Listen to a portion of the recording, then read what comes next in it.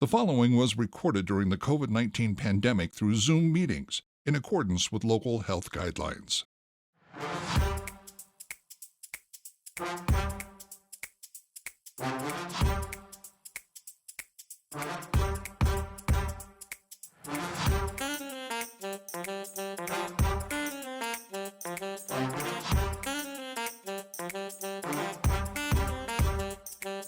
Hi, I'm Mike Maloney, and welcome to another CSRM Podcast. Today's episode is hosted by Dan Stoffer.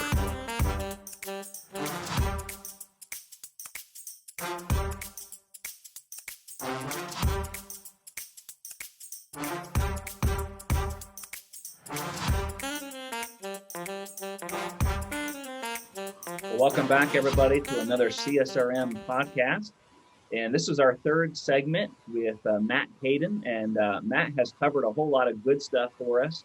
Matt's kind of talked about that balance of being on staff at a church. And Matt does small groups. He preaches. He's in charge of outreach. And his local church, which is a medium-sized church, decided in 2019 to have a more formal and developed sports ministry. And so Matt's kind of shared about that. And Matt has also shared in last episode, and we encourage you, if you didn't get a chance to watch it or listen to it, go back onto the website or wherever you're watching this from or listening to this from and hear what Matt has to say, because the second segment was about vision and mission and partnership and just really making sure you've got a good strategy that really plugs in well with the strategy of the church. And so here we are. Segment 3, and we're finally getting to it. We've teased this a few different times, but Matt, you have a very unique property that you're leveraging for your developing sports and outreach ministry that involves trails and also disc golf. And so kind of give us an overview of what that is all about, kind of where you are in the process, and how other churches could look into that as well. Sure. Yeah, so the current property that we're on, the church moved into the building in 1997. So it's been some time now, but just early on. So years ago now, it was there's been people in prayer that just about how we can use what God has blessed this church family with. And so that's been in prayer. It's been kind of there for a while, but then just in an effort to make sure that we're doing our best to draw people in, it was decided to do the disc golf route. We really want to be intentional about still going out to people in the community, but we're also aware that there's really the two commands. Rick Warren and Purpose Driven Church kind of shares that out pretty clearly, that there's two commands. There's to go out to those that are not in the church, but also provide a place for people that need to come. And so I think with that idea, looking to see how we could provide a place for people to connect. They may not be there for Sunday morning worship service, but something that can get them involved. Disc golf is somewhat popular in our area. We don't know of many churches in our area that have something like that either. And so the trail system was established more than 6 years ago. So we've already kind of had that. So we wanted to integrate a way that could draw really somebody in.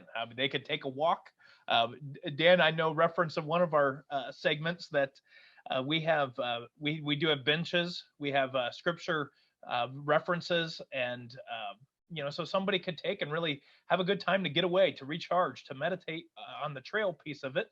But then we put all the targets in for a disc golf course now, and so it's using our property, and finances in a way that God has already blessed us with. So let's use it. I referenced Rick Warren, and I don't want to be all about Rick Warren, but actually, just as it happens, read an article of his that came out at the end of December, and he referenced that actually for Saddleback, this time since March has been very productive. A lot of churches are stressed about what to do, how we can navigate these times. Warren has shared that since March, 16,000 people have come to faith in Jesus. But what's interesting is 12,000 of those 16,000 came through personal relationships and evangelism. It wasn't Rick Warren's sermons. It was people that were intentional about sharing their faith with Jesus.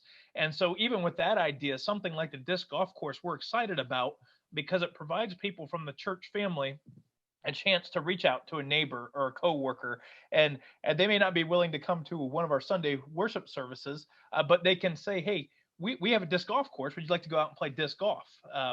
And so it's even a personal evangelism tool. And so we're hoping, we just put the targets in. And so we've got a soft launch date. Hopefully by the end of this spring, we will have signs up and as far as where to go and map of the course. Right now, we just have 18 targets out, and it's interesting that it's set up that we have our front 9 is targeted with a yellow targets. There's a top that has yellow on it. The back 9 has red, and so we actually set it up to be. And I haven't seen much of this in disc golf courses at other places, but the front 9 then is geared for more of a beginner person that's playing, and then the back 9 is more of somebody that's experienced. So that's a unique approach that you can get somebody that they're not sure of how to throw a frisbee or a disc, but come out, can play a little bit, but then also somebody that has a little more experience. And so we're hoping over time to really promote that one-on-one evangelism opportunity, that people from the church can invite their friends to play, that it's also something that will be open most of the time, that the public can just come to play most times of the day. There's a little bit of a side note that we've already had to navigate. Somebody was playing during worship services on Sunday morning, I heard.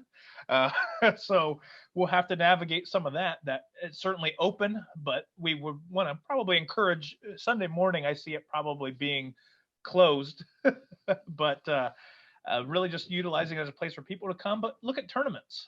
When we're able to do that again, that we would use a chance to do a tournament that we can give back to missions or to help mission trips or to help partnering missions by having a tournament could draw people in, but also benefit somebody else. And so those are some of the things that we're looking at with the disc golf course. I think there's a couple really exciting things that you mentioned there.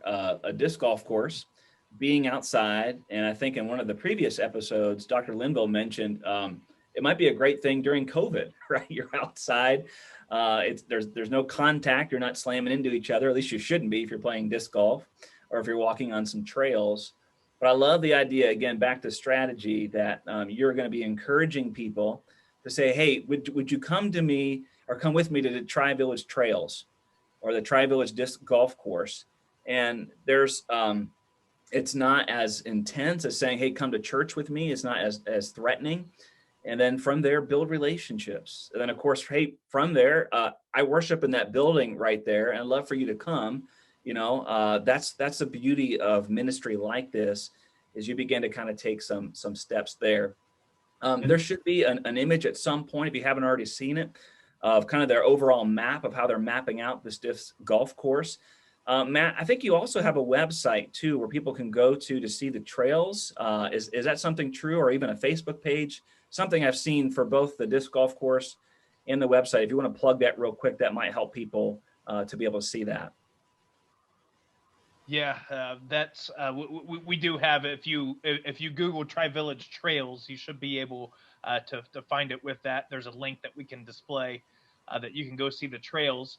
A newly created Facebook page I just found out about yesterday, so I don't have the info about that, but that has a combination of what's going on with the disc golf course and the trails and how we're weaving that together. I think it's also interesting to note, again, that this sounds big, and it's been a big endeavor because we've had many people helping to put the targets in and to cut down trees in some areas that we needed to be a little more open. Just the importance, again, of partnerships, but also that it takes time to develop. But part of our crew that's actually helped is a local bike store that happens to be, as a staff and their clientele, passionate about disc golf. So again, another God wave, if you will. As we were having conversations about this with people at the bike shop, they have been instrumental in helping to build the course and to promote it and do some of the videos of what we're doing to make the course. People that are not in the church, they're not actively worshiping with us, but they're people that we've connected with and now partnered with this endeavor. but also just on our property, something else I haven't mentioned. It's not sports related, but it ties back into this thing that people can use as a resource that they could come invite people to participate in. We also have a fireplace area. That's just a nice place with benches that people could come as a group, as a family to utilize.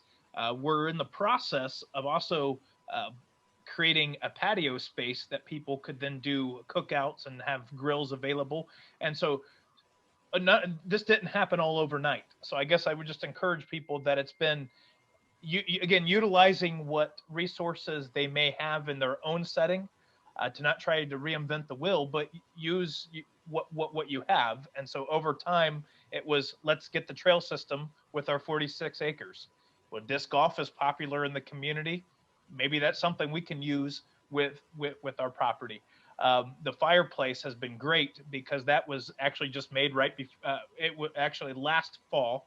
And so it's been a great resource that early on, some of our first gatherings with groups has been at the fireplace to be distanced from each other and be outside. The patio, I don't know the timeline on that, but we're creating just an environment for people to come and connect. But it's taken time. It's not something that's happened all at once. I mean, we're talking about 6 years in the making, and so use those connections, but take time and just be aware of what God is nudging.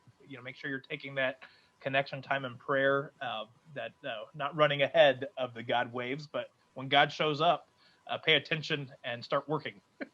I love how you're continuing to reference the God wave, and that yes, the Holy Spirit leads us in long-term planning, but there's also just being sensitive to His lead on any given day, and so that's so key. I want to pick up on something that both of you have mentioned a little bit, and that has to do with during this COVID time, and your reference to Rick Warren and so many people coming into personal faith and how that came through personal relationships. One of the things that churches are telling us around the world, actually, but in our country as well here, we're seeing it, that when churches stopped meeting face to face and they went virtual and they went to a digital format, that many of the sports and rec ministries helped their churches, their congregations, to say, please, senior pastor, please, worship leader. Okay, we know that the Holy Spirit's a worship leader, but the person who's up front leading that worship time, that they needed to be informed that the people who are on the soccer field or in the gym that would never come to the sanctuary on Sunday morning are now coming to their church digitally, and that this is something that if the pastoral staff and the leaders of that worship service can grab hold of and warmly welcome and preach and lead songs and explain what's going on, like this is the first time that anybody has ever observed a worship service, a traditional worship service. We know we can worship in the gym through playing basketball, but the traditional worship service, that this is something that can really have a great outreach. And this is a great time. And you're so intuitive about this, Matt. I just want to say kudos to you. I want you, we've got just a couple minutes left in this segment, and we're going to bridge to this in the next one.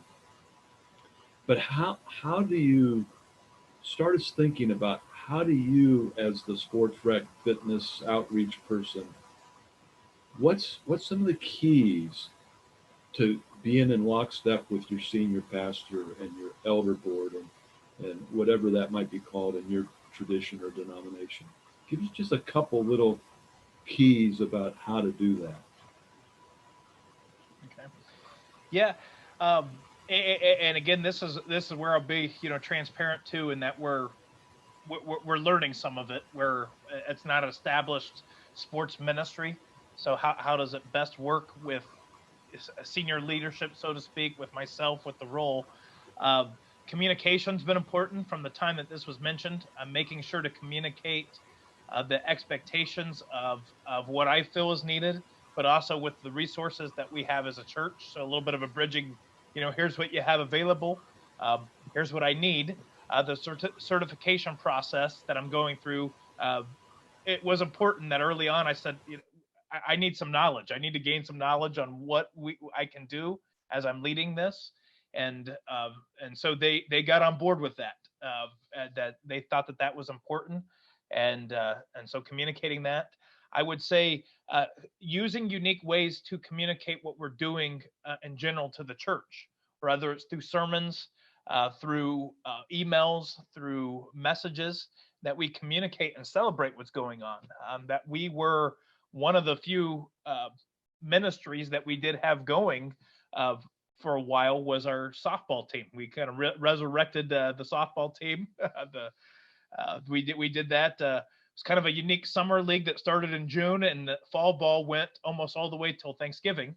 But there again, through that, we had the opportunity. We drew in people from the church family. We had a few friends, some members of newer members to the church that decided to play and invited somebody that's not connected. So right away, just by having that opportunity, and so being able to communicate that to the congregation, that when some things were shut down, we were still active of connecting with people through softball.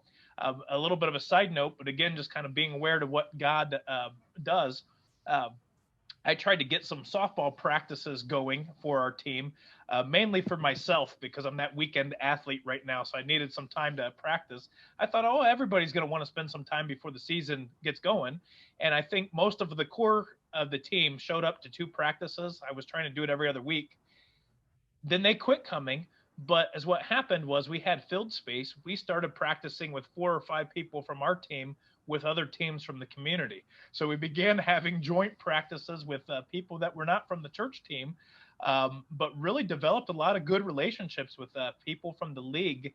And so it's just neat to see how God works. It didn't really help like our core, but it did help some of our faithful followers that are intentional about being on mission to now connect with people. And so, yeah, I mean, as far as the staff leadership, I mean, I think it's communicating, celebrating, and that process, again, being open about what's needed, but also, an understanding you can't do everything at once, and it is going to take time. Matt, I think you shared some really good things there, and just again, want to continue to encourage people as you develop a sports ministry. If you're kind of in those beginning stages, that communication piece, walking in step with your leadership, communicating and celebrating. And Matt, I love what you said too about if you get a chance to preach, or even if you could feed some illustrations to your senior pastor about what God is doing through your ministry, that's going to just make it just out in front of people. We're going to be communicating that this is a viable ministry within our church, and that's only going to help in the long run. We're out of time for this session, but we're going to do one more with Matt. So we encourage you to check that out. And we're going to continue down this path about talking about working with leadership and staff, but also something that we want to lean into, because if you're like Matt and you're trying to do sports ministry on top of everything else in life, your personal life, if you're married, if you have children, your other responsibilities of how to make sure that you're healthy and how you can balance all of that. So Greg, Matt, thank you so much for being a part of this podcast. We look forward to next time. Thank you. The CSRM Podcast is a production of the Association of Church Sports and Recreation Ministers and their video production house, Overwhelming Victory Flicks. Dr. Greg Linville is the executive producer, and Andrew Fouts is associate producer and editor. For more information about CSRM, visit csrm.org.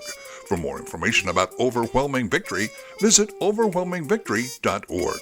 The CSRM Podcast is the flagship member of a new podcast network called Overwhelming Victory Radio. For more information on Overwhelming Victory Radio or to listen to our partner podcasts, visit overwhelmingvictory.org/OV Radio.